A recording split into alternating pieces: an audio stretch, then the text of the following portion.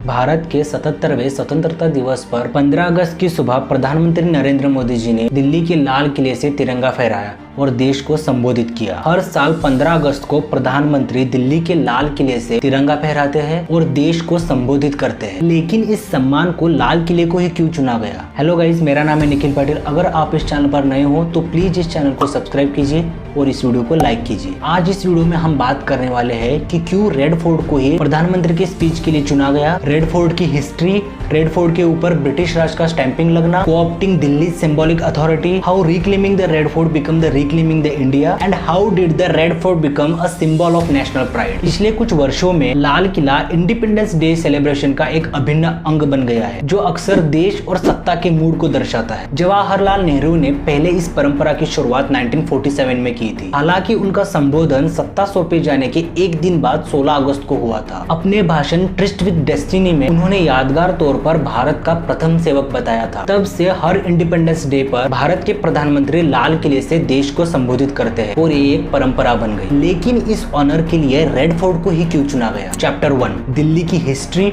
और कैसे दिल्ली भारत के सत्ता का केंद्र बनी। 1206 से 1506 तक दिल्ली सल्तनत के अंडर दिल्ली एक मेजर कैपिटल सिटी बन गई, जहां से नॉर्थ इंडिया के बड़े हिस्से पर रूल किया जाता था। मुगल डायनेस्टी के फाउंडर बाबर 16th सेंचुरी में दिल्ली को संपूर्ण हिंदुस्तान की राजधानी के रूप में रेफर करने वाले पहले व्यक्ति थे। बल्कि अकबर के अंडर मुगलों ने अपनी राजधानी को कुछ समय के लिए आगरा मूव कर दी, फिर भी उन्हें दिल्ली के रूलर्स के रूप में देखा जाता रहा। रेड फोर्ट को 1639 से 1648 के बीच में बनवाया गया था as a palace fort of Shahjahanabad, जो न्यू कैपिटल बनाई गई थी during the rule of 5th Mughal empire of India Shahjahan. Chapter 2, the stamping of British imperial authority over the Red Fort. Historian Swapna Liddle ने 2021 में द इंडियन एक्सप्रेस में लिखा कि 1803 में दिल्ली पर कब्जा करने के बाद मुगल टेरिटरी श्रिंक होती गई, बल्कि उनके अंदर ही मुगल एम्पायर तेजी से इनफेक्टिव होते गए। शायद इसका सबसे अच्छा उदाहरण 1857 का विद्रोह था। विद्रोह के बाद रेबेलियन तुरंत दिल्ली चले गए और बूढ़े बहादुर शाह जफर को अपना राजा घोषित कर दिया। उस समय ईस्ट इंडिया कंपनी को दिल्ली का महत्व बहुत ही कम हो गया था और यहाँ बहुत कम यूरोपियन लोग रहते थे। लेकिन रेबेलियन के लिए ये अभी भी स्वदेशी अधिकार का सबसे मजबूत प्रतीक था, जिसके चारों ओर उन्होंने रैली की और दिल्ली के पतन ने रेबेलियन के लक को काफी हद तक सील कर दिया। तो बहादुर शाह जफर को लाल किले के दीवाने खास में मुकदमा चलाया और वर्तमान म्यांमार के यांगून में एक्साइल कर दिया गया। दिल्ली को रेबेलियन से कैप्चर करने के बाद ब्रिटिशर्स ने इनिशियली होल सिटी को तहस नहस करने का प्लान बनाया। उनका प्राइमरी प्लान ये था कि पूरे सिटी से मुगल एम्पायर्स की मेमोरीज को वाइप आउट करना। रेड फोर्ट को पूरी तरीके से रेज करने के बाद वो वही नहीं रुके, बल्कि अंग्रेजों ने इसकी सारी एम्पेरियल मैजेस्टी छीन ली। प्रीशियस आर्टवर्क और एम्पीरियल ट्रेजरी को लूट लिया गया और इसके कई इनर स्ट्रक्चर को डिमोलिश कर दिया गया और ब्रिटिश स्ट्रक्चर से रिप्लेस कर दिया गया। As per the estimate 80% of the Red Fort's original inner structure were destroyed and replaced by British buildings to house their troops and service their needs. Palace को British garrison में convert कर दिया गया और famous दीवाने आम को hospital में बदल दिया गया। आज हम जिस रेड फोर्ट को देखते हैं उस पर ब्रिटिश एम्पेरियल का स्टैंप लगा हुआ है। Chapter 3, coopting Delhi symbolic authority. 1857 के बाद से ब्रिटिशर्स ने दिल्ली को एक माइनर प्रोविंशियल टाउन के रूप में बदल दिया गया और ब्रिटिश सम्राट को भारत के सम्राट के रूप में घोषित किया। एंड फाइनली 1911 में उन्होंने ये डिसाइड किया कि वो अपनी राजधानी दिल्ली से कोलकाता शिफ्ट करेंगे, जो कि एक ऐसी ग्रैंड न्यू सिटी जिसका निर्माण 1930 में पूरा होने वाला था। Chapter 4, reclaiming the Red fort,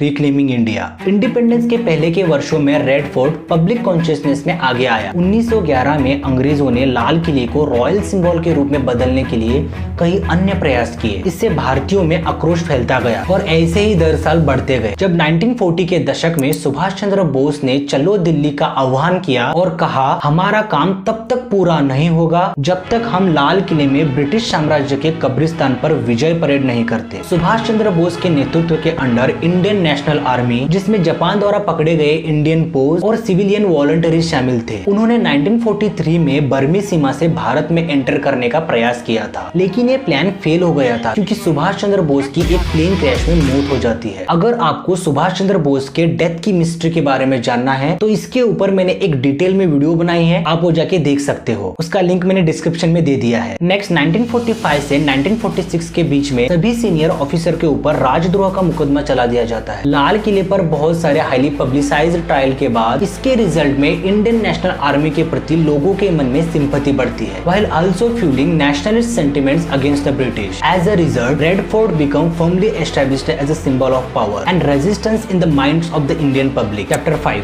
How did Red Fort become a symbol of national pride? Bharat ने अंग्रेजों को एक थोपी हुई पावर से अधिक स्वीकार नहीं किया और हमेशा गुलामी की जंजीरों से छुटकारा पाने के लिए संघर्ष करता रहा। एक बार भारत को जब स्वतंत्रता का एहसास हुआ तो उसने 15 अगस्त 1947 को यूनियन जैक उतारकर लाल किले पर तिरंगा फहराकर स्वतंत्रता का सिंबल बनने का फैसला किया। ये लाल किला ही था जहां से भारतीय सम्राट को रंगून भेजा गया था, जो कि भारत की सॉवरेनिटी छीनने का सिंबल था। इसीलिए भारत ने अपने हिस्ट्री में से ब्रिटिश शासन को हटा दिया और 15 अगस्त 1947 को फ्रीडम फ्रॉम फॉरेन स्लेवरी के माध्यम से अपनी सॉवरेनिटी फिर से प्राप्त कर ली। यही कारण है कि भारतीय प्रधानमंत्री अपनी सॉवरेनिटी और इंडिपेंडेंस को सिंबलाइज करने के लिए हर साल 15 अगस्त को लाल किले पर भारतीय ध्वज फहराते हैं और डेमोक्रेसी बने रहने के लिए भारत की प्रतिबद्धता की पुष्टि करते हैं, जिसकी संप्रभुता भारत के लोगों के साथ इनहेरेंट है। यही कारण है कि इंडिपेंडेंस डे का सेलिब्रेशन हमेशा प्रधानमंत्री द्वारा लाल किले पर भारतीय ध्वज फहराने के बाद शुरू होता है और इस कंटेक्स्ट में नेहरू जी का रेड फोर्ट के ऊपर फ्लैग होस्ट करने का निर्णय जस्टिफाइड था। आज की वीडियो में इतना ही था दोस्तों। अगर आपको इस वीडियो से कुछ सीखने को मिला तो प्लीज इस वीडियो को लाइक कीजिए और ऐसी इंटरेस्टिंग और इन्फॉर्मेटिव वीडियोस के लिए मेरे चैनल को सब्सक्राइब कीजिए। मिलते हैं नेक्स्ट वीडियो में।